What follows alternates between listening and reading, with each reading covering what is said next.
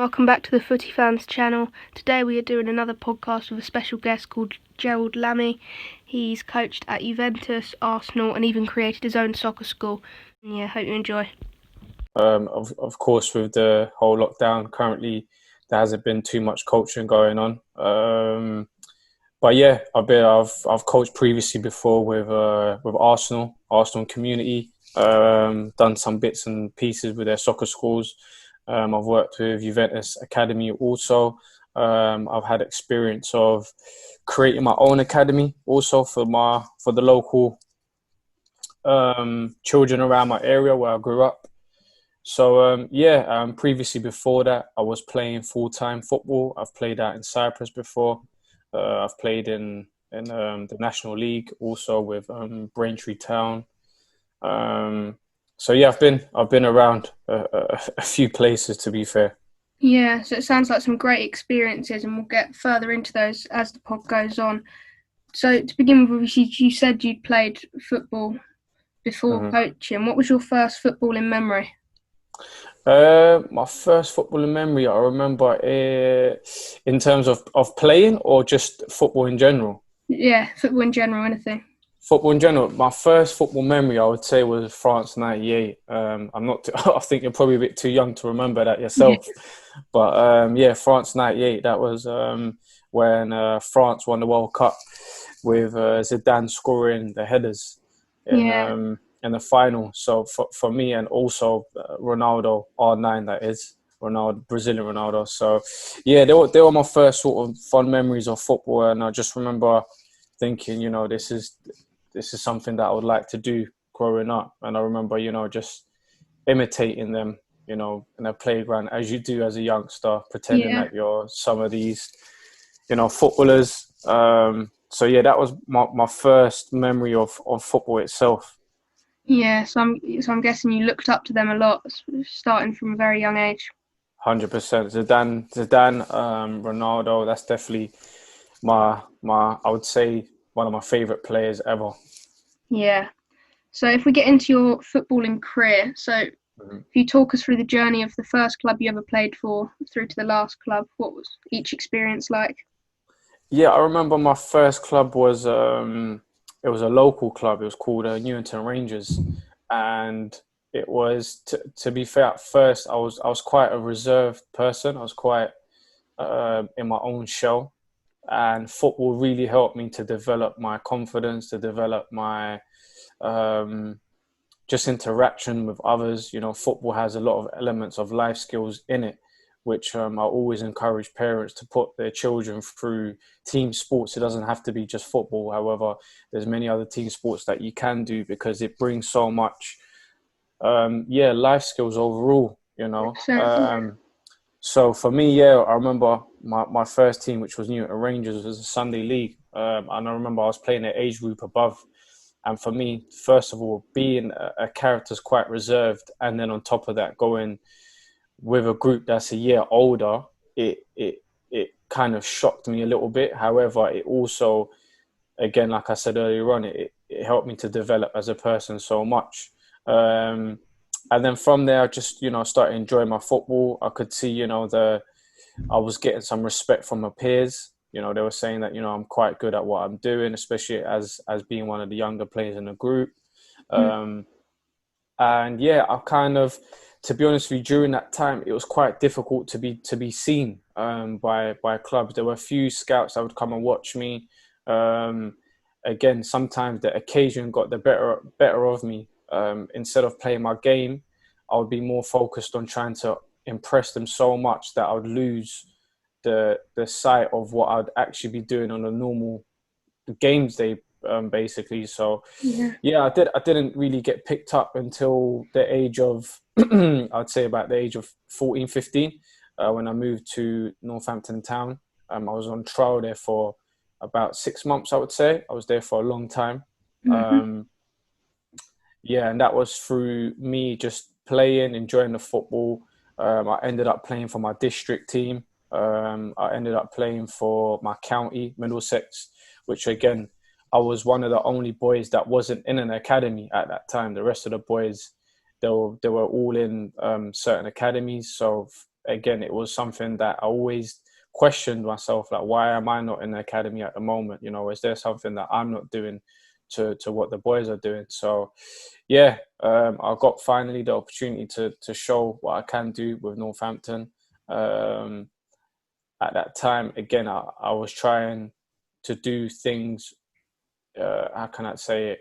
I was trying to overcompensate for me not being in the system for a long time. Yeah. So I'll do a lot of things out of character, and I'll get frustrated when things are not going right because I was so desperate to actually sign a contract. And of course, you know, these boys, they'd been in the system for a very long time. They've been playing together for 4 or 5 years at least. So for me to come in, it was quite I had to fit in straight away. And at that age, it's quite difficult to kind of make a mark because, you know, growing up with the era that I did, if at the age of 16, you had the likes of like Wayne Rooney breaking through. Do you know what I mean? Yeah. And playing in the Premier League. So it was, and you had people like James Milner that will come in and play at the age of 16, 17 for Leeds. So it was, if you're not playing at a certain level at that time, in my perspective anyway, it was deemed as you're not good enough. And I remember when I got released at the age of 16 by Northampton, they said, you know, they just don't feel like I'm good enough. And they did help me to try and, you know, go to other clubs like Stevenage and things like that. But at that time, I was a bit, I was saddened that, you know, of course I didn't sign a professional contract. That was my dream. And at that time, I had a lot of issues going on as well internally as a 16-year-old. You know, you're developing as a person. So there's a lot of things that I wasn't aware of. There was things going around in my surroundings. And then eventually I kind of just gave up through football. And I've completely stopped playing football from the age of probably like 16 and a half, 17 to the age of maybe like 20, 21. And I just disconnected from the game. I didn't really want to do anything when it, you know, involved with football. And, you know, certain life events happened and it kind of steered me back into football. So I got back into football after 3-4 years. You know, I was out of shape. I was not fit whatsoever. And I remember the first club that I went to was Wembley FC. And at that time, for me, it was a thing where I was not aware of the non-league system. I didn't know there was a non-league system like that. And yeah, it was a shock because I remember it was I came into pre-season, and if you know football, pre-season's one of the worst periods that you dread as a player sometimes, you know, because there's a lot of running, there's a lot of there's hardly any ball work. Even though times have changed now, but during that time, there was a lot of like hill runs. I remember I was running through a forest and I completely got lost. Like I wasn't fit whatsoever. And it was getting dark. I eventually had to get a taxi back to the club. Cause I was the last one. And yeah, it just kind of, however, going through all of that, it kind of just brought back memories to why, you know, I loved playing football. So, yeah, I went through the non-league system. I went through like Grays Athletic. I went to Braintree Town. Went to loads of clubs. If you see the list of clubs that I went to, like the trials that I've been to, you know, managers saying that you're not good enough. It's a long list, but the thing about it is that you have to keep going. You have to believe in yourself. Sometimes that you have to just not be deluded, but you have to kind of just believe in yourself first and foremost. And, you know, there's times where me and my friend would take trips to like Belgium, or we went to Anderlecht and to try and get into Anderlecht again. The standards were very, very high. So, we was a bit miles apart from that, and then eventually got the opportunity to go to Cyprus, and I played full-time football in Cyprus, which again was something that it was a big achievement for myself, even though it wasn't the highest level. But to wake up every single day and say, you know, I play football full time is something that, you know, I am proud of that. I'm actually proud of to say that, you know, I came back into football and gave it 100%. And obviously it wasn't good enough to get to that level. And then when I did eventually come back to London after the season that I had in Cyprus, I went to Hayes and Yedin. At that time, it was Phil Babb. He was the manager, ex-Liverpool player. And again, he just saying that, you know, he doesn't feel like I suit his plans. Which, you know, managers now, me being on the other side of the table, I can understand, you know, certain managers have their philosophy, the ways of playing. And for me, it wasn't a problem. But again, it was just, I think I was around the age of, I think it was 24, about 24 years old at that time. And I said to myself, you know, how far can I take this journey now? You know, being at the age of 24, you don't really hear too much players breaking into professional football from that age. You know, you could make a decent career in the non-league, but for me, it was more so I've always wanted to play at the highest level. So I said, you know what, let me get into coaching. Let me start from early, and hopefully, you know, this coaching journey will take me to that destination that I've always wanted to get to. So yeah, started to do my coaching, and yeah, I still played football, but it was more so for fun, just to keep fit. But I started concentrating on my coaching side of the game, really. Yeah, that's great. And hearing that journey, it must have been really difficult going through the ups and downs from such a young age. How, obviously, you said that you were out of shape when you came back into football after that long spell off. How difficult was it regaining that motivation? But how did you do it to go off and play in Cyprus? For me, the motivation came from being away from the game. So I missed the game. You know, I was out of shape due to the lifestyle that I was living. So for me, it was like, you know, that is not what I want to do. My motivation was I want to get back to football. Yes, it was hard, but I had a vision of the end goal of what I wanted to do. So again, this is something that is easier said than done, but you have to always have remember why you're doing it. Remember why you're starting something, because that's what's going to keep you going, rather than the motivation. Because you can have all the motivation in the world, but if you don't know what you're doing it for, then you're kind of going in every direction. So for me, it was more so like I wanted to get to a certain stage in my football, which was like, can I just get back into football? Can I play regular football? So it was like I did it bit by bit. I wasn't too harsh on myself. Yes, there was times where I'd break down and it'd be like, wow, you know, this is very hard. You know, there'll be times where I was used to just going into teams and the managers would like me and managers would play me to managers would be saying, you know, I don't think you're good enough. I don't think, you know, you suit my plans. And that was new to me. That was new to kind of getting rejections like that.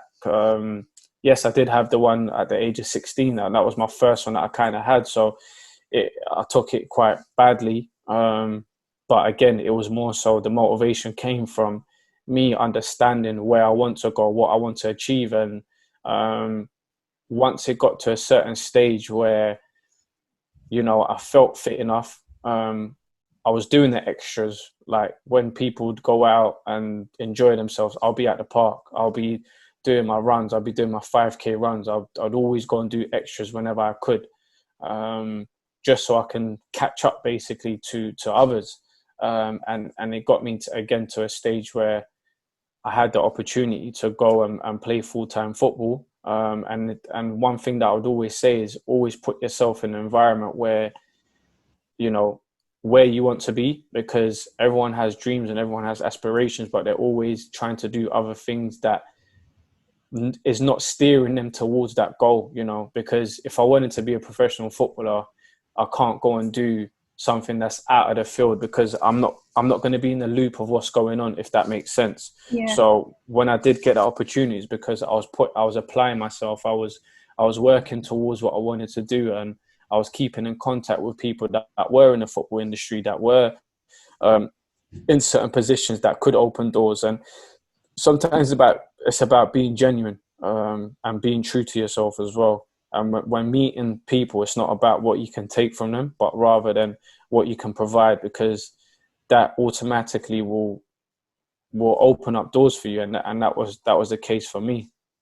Yeah, and obviously having all those options. I know you said you played for a various amount of clubs, but obviously getting your face known around, even in other countries, it must have really helped give yourself a good reputation to push you further. Yeah, for sure. I think again, something again which I always tell players is you never know who's watching. You know, don't just turn up because you know that there's an Arsenal scout or there's a Chelsea scout, and that's something that when I was younger I would always try and overcompensate. When on a normal day I would feel relaxed, I would feel like I can play my game, but as soon as I heard that there's someone is there watching me, I would overcompensate my game. I would do more than what I'm required, and sometimes I would be out of position, because I'm trying so much, and then I'll get tired, and it's like, you're doing too much basically. So sometimes be yourself. You don't know who you're around. You don't know, what who this person that you're talking to, what position that they'll be in. So when you did message me, even things like this, I've been doing podcasts myself, and it's a thing where it's like, some people will say yes, some people will say no, but for me, it's a thing where I'm just happy to help out wherever I can. If it's beneficial for you to put out as content and it helps you, then for me, that's what I'm about. Do you know what I mean? I'm about helping others, and I'm a true believer of just giving back to others, and you'll receive when the time is right. Yeah, 100%. Like you said, it's all about helping people out, because you coming on here, before this podcast, you're the, I think, third guest, but before I've had to message, I think I've messaged about 100 people, and you get like 2 responses. Yeah, of course, yeah. The people you get on, like yourself, the others we've had on, it's important that you take every bit of knowledge you can, because you've got a lot to share that's very useful for not only myself as a player, but also the people watching. And hearing your story about when coaches, scouts came, to come and watch, it's very similar to myself. Like, I was playing for Sussex Development, and when we had normal games, I could do whatever. So this was at the age of 9, under 9s to under 12s, under 11s. Okay. And any game that I played, I'd play well, score goals, get assists, just play my game. As soon as we got told one time that like Arsenal and Chelsea scouts were there, I just bottled it, to be honest. Just got too, like, a bit like yourself, just got too anxious and just tried to do too much. And in the end, you're right, you just have to play your own game. What position do you play? I play striker, but at the time I think I was a right winger. Okay. Yeah. What happened after that? Has there been anyone else that's come to watch you, and do you still kind of feel the same feelings? Yeah, sometimes when we get sort of people coming along, he just says, our coach will say to us, there's people here, but don't let that affect you, because a lot of us, we are all the same in our squad. We see a coach, and some people won't pass, some people will shoot when there's a better option. But learning from that experience, playing for Sussex, I just like, there's no point. Just play your own game, play as you normally would, and it's a lot better. And I end up playing much better when I just forget about people watching, because football's a game of opinions. I could play my normal game and get in or not get in. It doesn't matter what they're looking for. It's just, what can you show, and try to do too much. Well, it sounds like you've matured from that experience, and also you're aware of your feelings and what you could do better, and that's something that you're always going to be in a better position, because once you're aware of past experiences and you're aware of what you're feeling, you're always going to get better. Do you know what I mean? So keep going, man. Keep doing what you're doing. Yeah, 100%. The next question, if we push on to your coaching career now. So obviously you said you started at the age of 24. What really made you sort of discover? I know you said about wanting to get into it, but what really pushed it forward? Was it that? Well, when I started at the age of 24, like fully, but when you're younger, you kind of have to go through your level ones. So I think I'd done my level one when I was 16, I believe, 16, like going on 17. Yeah, or so, around that age, I was quite young. So I finished, doing my level one. But again, I never thought that I would use it because I always thought that I was going to become a professional footballer.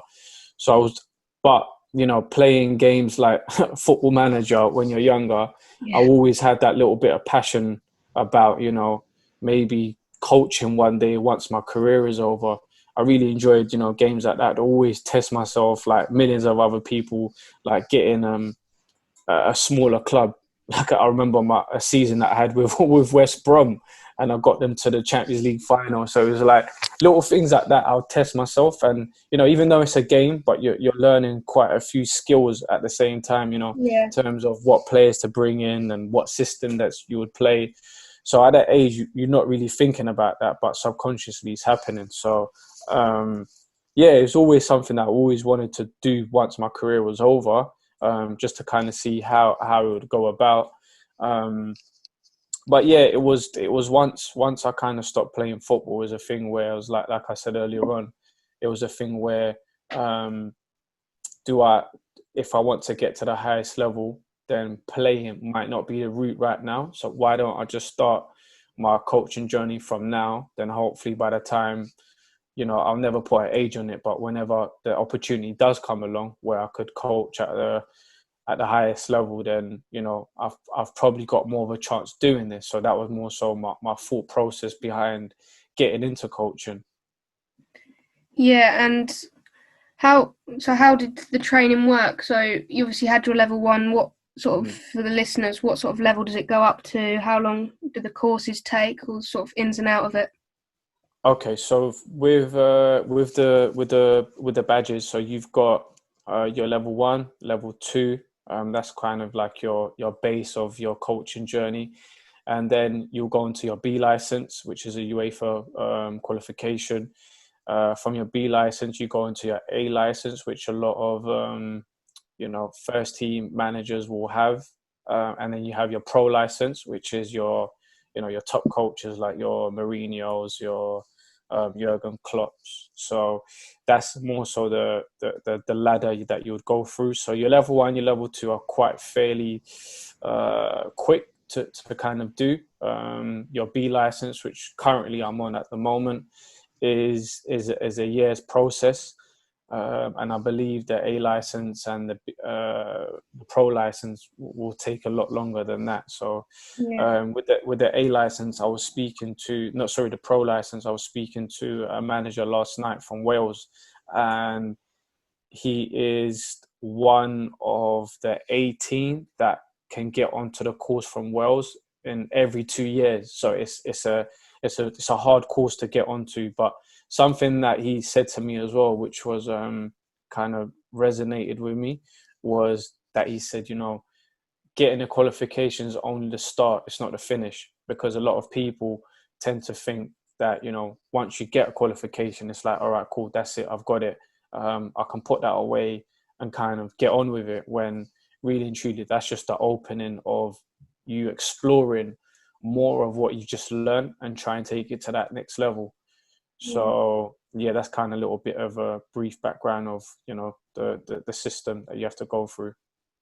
Yeah, and who's your biggest inspiration coaching wise? Obviously, you've said previously there's a lot to look up to, a lot of fantastic coaches, but who would you say tops it? The most obvious ones I would say, that's in the limelight at the moment is someone like Jurgen Klopp, Pep Guardiola. I'm big fans of them. I've had the privilege to kind of speak to Jurgen a little bit about my journey as well, which was incredible. And again, just having that first-hand interaction with him, you could see why he is at that level, because he's he's more so interested in the person, and that's something that coaches are starting to realize more, that it's about the person rather than ability. Because once you get to that level, you have to have some sort of ability to play there. Then it becomes more so about man management. It becomes more so about how do you deal with certain situations, especially in the times that we're in. A lot more people are aware of things. They're aware of themselves. So you have to be careful with the way you say certain things and the way you speak and the way you interact with others.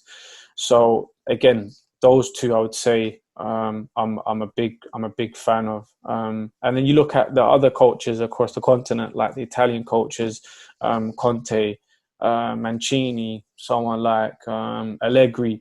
These are different coaches in their respects, because if you're talking about tactics and tacticians, especially when it comes to the defensive side of the game, that's for me, like, Italy's the best when it comes to that. So overall, if I'd say that the main ones, I'd definitely say Jurgen Klopp and Pep Guardiola. Yeah, 100%. And how did that opportunity come about, getting to speak to him? What's that all about?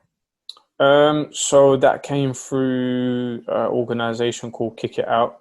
They had a mentorship program, and I was one of the lucky guys that they picked to speak to Jurgen about my journey, and just kind of get a one-on-one with him, and speak to him about his journey a little bit, ask questions.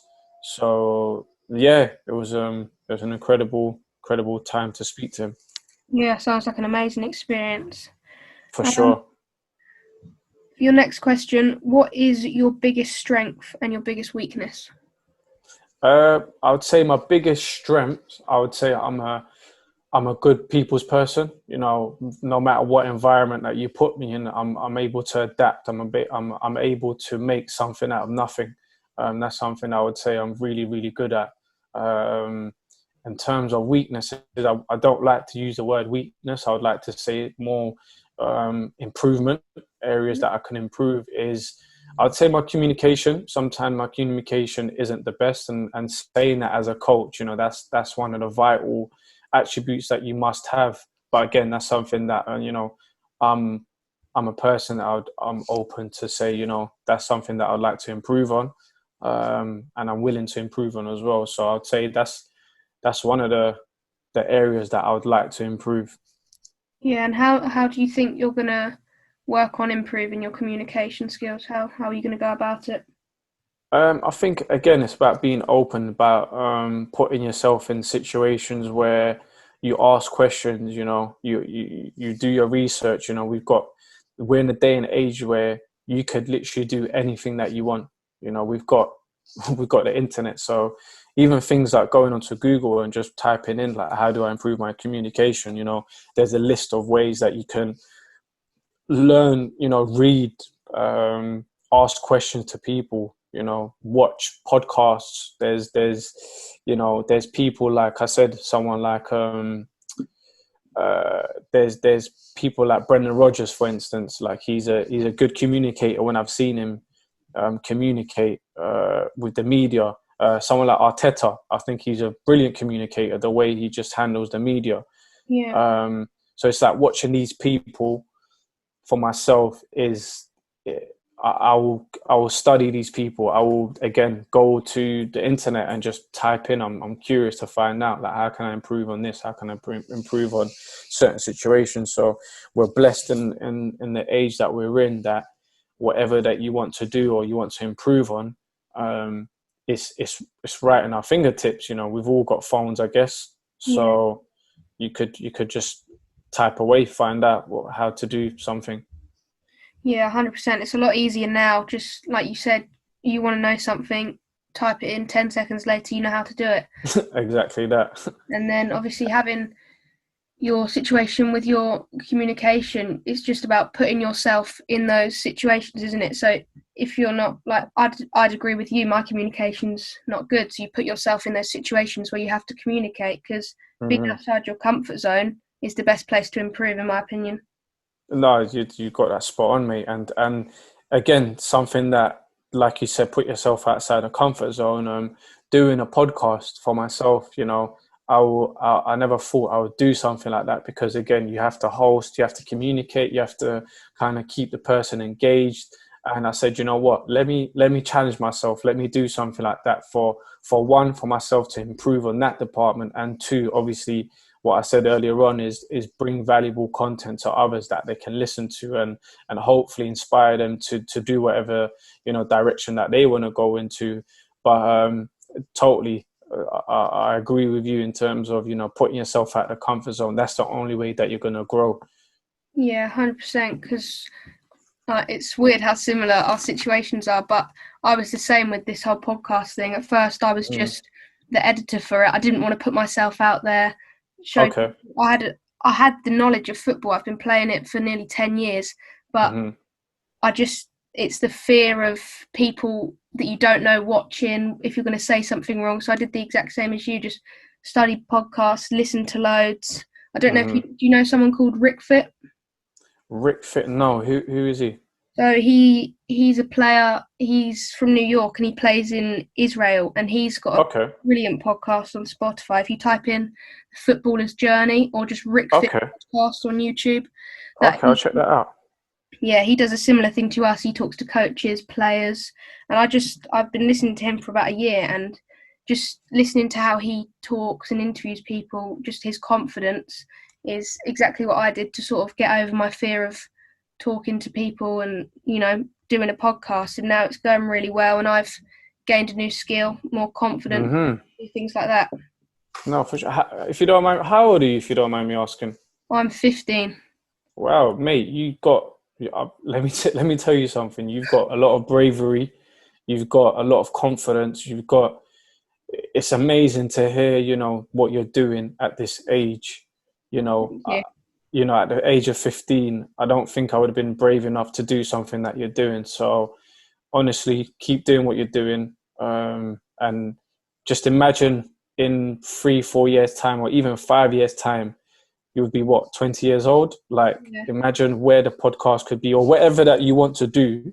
If you just apply yourself, and you, like you said, you don't even need me to tell you this anyway, because just speaking to you right now, you've got the tools, you've got the awareness about, improving and going to that next step. And even things like what you're doing now, speaking to others about their journey and how you can implement it into yours, mate, it's valuable information. So just keep going. Really impressed.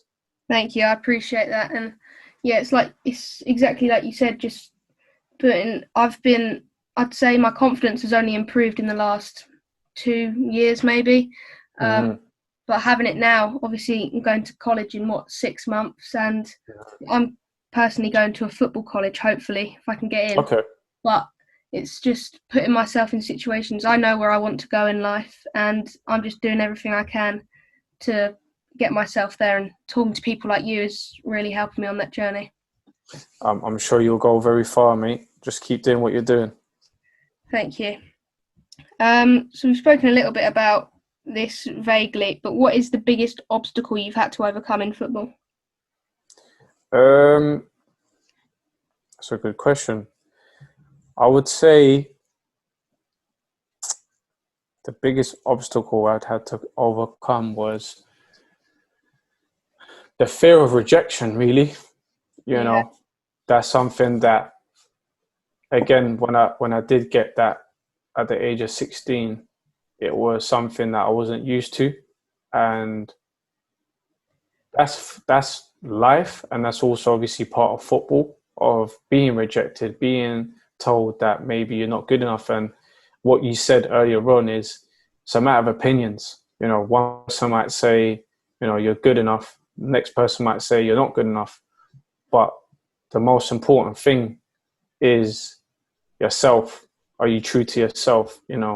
Have you told yourself the right? Have you done the work first and foremost? If you've done the work, then you should be confident enough to understand where you're at. Whether you're good enough, whether you're not good enough. So again, going back to your question before I steer off, I would say, just overcoming the fear of rejection. That was one of the things. And once you overcome that, it's like you kind of let go of that heavy bag on your back. Yeah. And it's like you just kind of, yeah, you just feel a little bit more free. You feel a little bit more assured of yourself, because no matter what anyone tells you, you know that you've done the work. You know that you have been applying yourself. You know you've been doing the studying. You know that you've done everything that you could. Now, if this person says, sorry, but it's not good enough for us, then that's fine. You know, you move on to the next. And that's something that I had to kind of come to terms with, and it took a little while. But yeah, I would say that. Yeah. How did you overcome that? Because obviously it's very difficult getting rejected. I think I had a trial at Brighton, and I got down to the last 6 girls, and they brought me into the office and said, "You're just not what we're looking for." And it was like a 2-month trial process, training with them, played against Man City, played against Arsenal, and they just said at the end, "Sorry, but no." And it was really difficult to get over that. So how did you overcome it? I mean, it is difficult. It's not a quick process. It does take a bit of time. For me personally, it was all about asking the questions to myself. Was like, did I do everything on that pitch? And if there was times where I'd say, actually I didn't, then it is what it is. I have to kind of go with the what's been told to me. However, if I do feel like I've done everything that I could, then I would also just surround myself around people that are positive. That's something that I'm a big advocate for, where you need to be around people that are on the same wavelength as you, or the same page as you, to get to a certain destination. It doesn't have to be the same destination, but it has to be at a place where they want more for themselves. So being around those sort of people will elevate your just your spirits, or your confidence, whatever you want to call it. And then again, it was more so for me, it was like, am I doing enough? Am I doing the work? So once I said to myself, you know what, I think I can do a little bit more. I think I can do a little bit more. Once you just test yourself a little bit more, and you, like you said, take yourself outside that comfort zone, you're always going to feel like, you know what, I'm ready for that next challenge. Put that aside. Let me review it. Let me find out what went wrong, or what areas could I have improved on, what did go right, take what went right, and then take what you could have improved on as well, and develop on that. Then eventually you're going to get someone that's going to say yes to you. Yeah, exactly. And if you improve that little bit, say 1% every day, eventually that's going to get you to where you want to be. Just even a tiny bit of improvement each day is going to help you reach your journey. It's what a quote from, I don't know if it's Will Smith that actually said it himself, or he got it from somewhere, but I think he got it from his dad. But he was saying that if you lay down a brick per day, you're going to get your wall eventually. Yeah. So it's all about just, laying that foundation first, and then get that one brick, and get that another brick, and get that other brick. And then eventually you're going to get that wall that you've always wanted. Do you know what I mean? So it's like you said, it's just that 1% per day. It's going to add up. And that's what it's about, in my opinion, anyway. Yeah, I agree 100%. So you said at the start about coaching at Arsenal and Juventus, that's right, yeah? Yeah. What was that experience like, and how did it come about? What did you do? Yeah. So with Arsenal, it was with a community. So previously, before that, I started my own sort of like soccer school, academy-ish, whatever you want to call it. But it was more so just to kind of keep the players, or the children around my area busy at that time. I grew up in Hackney, so there's a lot of things that happen in the area, and things that kind of stray some youngsters away from their goals and things like that, due to the pressures, or just life in general. So it's more so for me and my one of my friends, that we both started it, was just to keep the players, or the kids, busy during the school half term. And from there you could just see the enthusiasm. They really enjoyed it. And we just continued doing it for about a year. or just under a year. And it got the attention of Arsenal and the community, the work that we was doing. So I just started to do some sessions with them, help working out in the community. And this, again, for me, that's something that was really fulfilling, because it wasn't necessarily much about the football. It was more so about the person. And that, again, going back to what I said about Jurgen Klopp, where he deals with the people rather than, the football per se, because like I said, that's another level anyway. Once you get to that level, you have to be a good player. But, work in the community, I always encourage young coaches to go through that system, because you're dealing with people rather than a football. So you're gaining a lot of skills in that aspect, which is, once you go up the ladder, it's a vital skill to have. So I was working with the community, got opportunity through that. Again, like I said, being in the right place, being in the right environment, you're going to hear of other opportunities. So I heard about the soccer school opportunities that they had going on. So I jumped on board with that.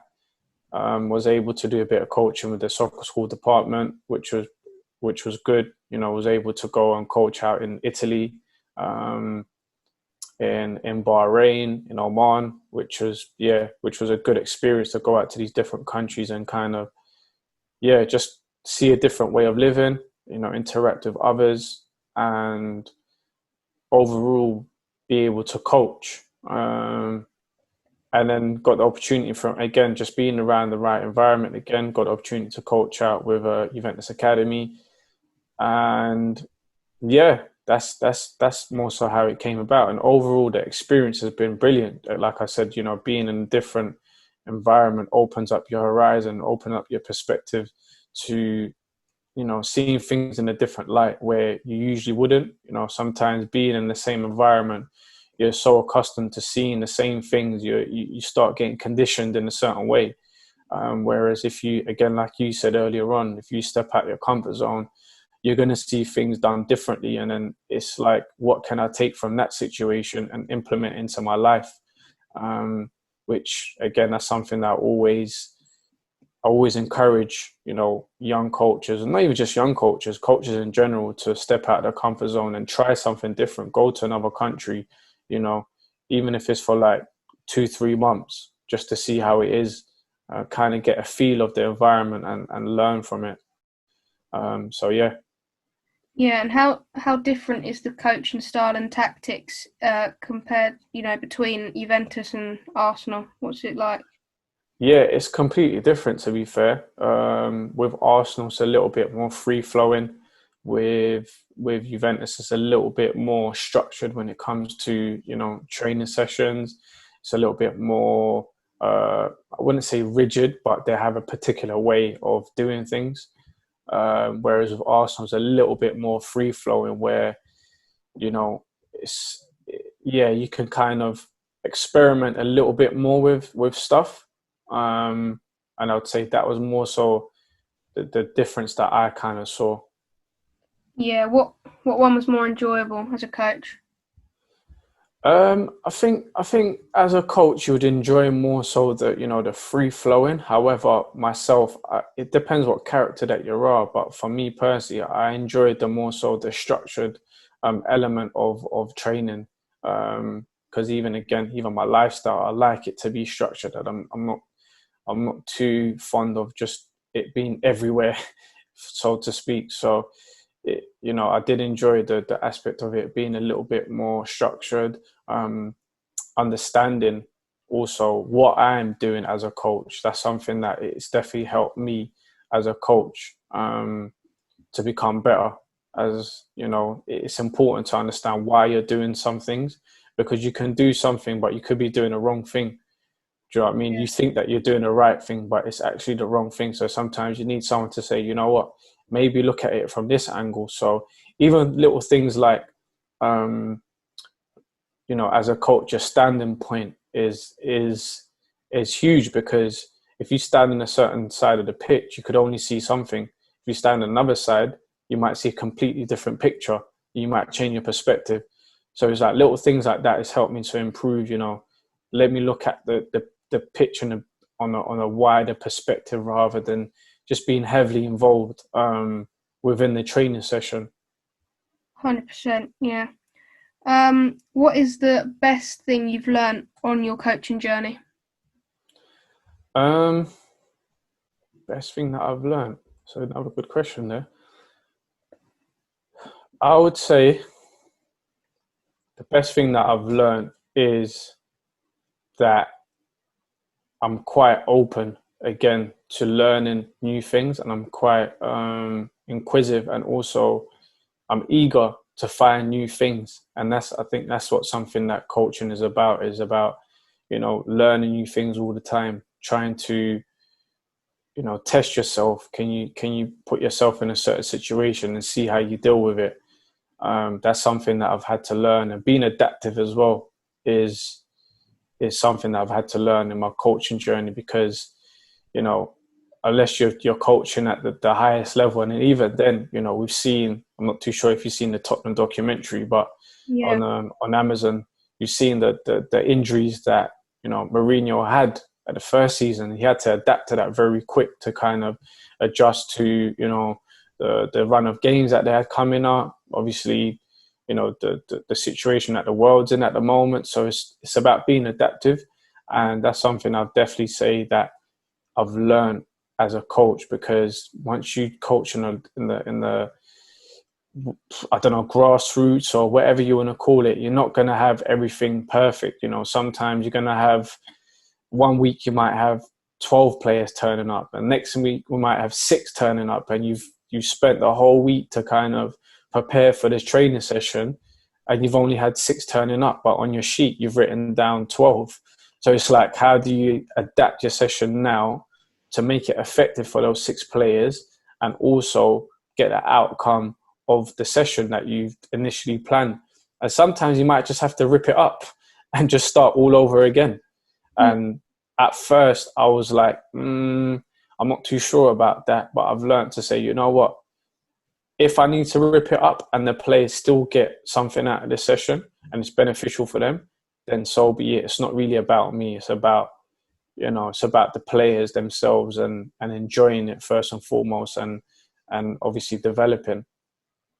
100%. I bet the pressure to begin with of just coming up with a whole new session straight away, but I'm guessing as time goes on it might happen more often, and you learn how to just deal with it and still make it useful for players that have showed up.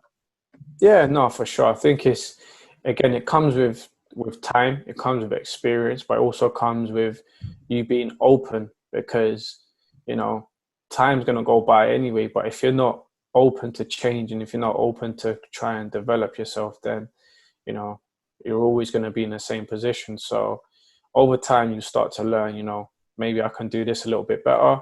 Put yourself in the right environment where if you have the privilege of having other coaches that are at a certain standard that can give you back feedback, constructive feedback or whatever feedback that it may be, that's also important, because you on the pitch, you're seeing things in a different light compared to someone that's off the pitch. It's about perspective sometimes. So yes, it does take time, but I think it's about being open as well to these changes. Yeah, definitely. So it's the final question. Really appreciate you taking time out of your day for this. No problem. You've shared a lot of knowledge over this podcast, but if you could give 3 pieces of advice to young players aspiring to be a professional footballer, what would they be? I would say do the extras. Like, I know we're in a day and age where, the comfort of staying at home because you can speak to your friends online or whatever it may be, it is easier to do that rather than, going outside and working on your game, or working on your actual game. I mean, like your football, not your PS5 or PS4, whatever you've got. So I would say do the extra work that needs to be done out there. Go for those runs sometimes, even if it's for a half an hour jog or something. Just like we said earlier on, it's like do that 1% per day. and keep going, keep doing that, because eventually you're gonna gain something out of it. Now, if you can do more than 1% per day, then do it. So I would say, first and foremost, go and do the extras that you need to do. Don't just go to training and feel like, okay, that's it, I've done my training, and you train twice a week and that's it. If you have aspirations to go to that next level, you have to be training pretty much every day as much as you can. Of course, rest as well, that's highly important. Secondly, I'd say do the research, do as much research as you can. So like we said earlier on, we've got the beauty of having the internet. Go on YouTube, type in whatever position. So for instance, you said you're a striker or a right midfielder. Type in a right midfielder and look at the tactical analysis. There's so many people that do tactical analysis videos on YouTube. So watch those, ask questions, send it to your coach and say, coach, I've watched this video. What do you think about it? Do you think he's saying the right information? And if so, how can I implement this in my game? So ask the questions, always be asking questions to whoever it may be that you feel has the knowledge to give you back that feedback. And thirdly, I would say enjoy it. I know everyone says enjoy it, but that's the most important part for me, because if you're not having fun with it, it just becomes a burden. Like, you're not going to see much progression from it, because like I said, you're going to wake up, you're going to think, oh, why am I doing this? Every time I go on the pitch, I'm making mistakes, or I feel a certain type of way. Like, if you really, really enjoy it, and this is your aspirations, or you really eat, breathe, sleep football, then, those other things that I said earlier on, it should be a walk in the park for you in terms of doing them. Like, the process will be harder, but actually taking the steps to do them should be kind of easy to do it. And I'd say, yeah, that's the three that I would kind of give. 100%. Some great pieces of advice. Thank you very much for that. That's the end of the video. So thank you so much for coming on and sharing your journey and all your knowledge that you have. If you enjoyed the video, guys, please subscribe, like the video. We've got loads of videos coming over Christmas, so make sure you watch those. Follow Gerald on Instagram, and he's also got a YouTube channel as well. We'll put that in the description. If you go and subscribe, he'd really appreciate that, I'm sure. And for sure. Yeah, thanks again, Gerald, for coming on. Really appreciate it. Anytime. And I just want to say again, keep up the good work. You're doing amazing stuff. And I'm sure the content that you'll be bringing out is very beneficial, valuable to others. Keep doing your thing, Izzy. Thank you. See you later. Have a good Christmas. You too.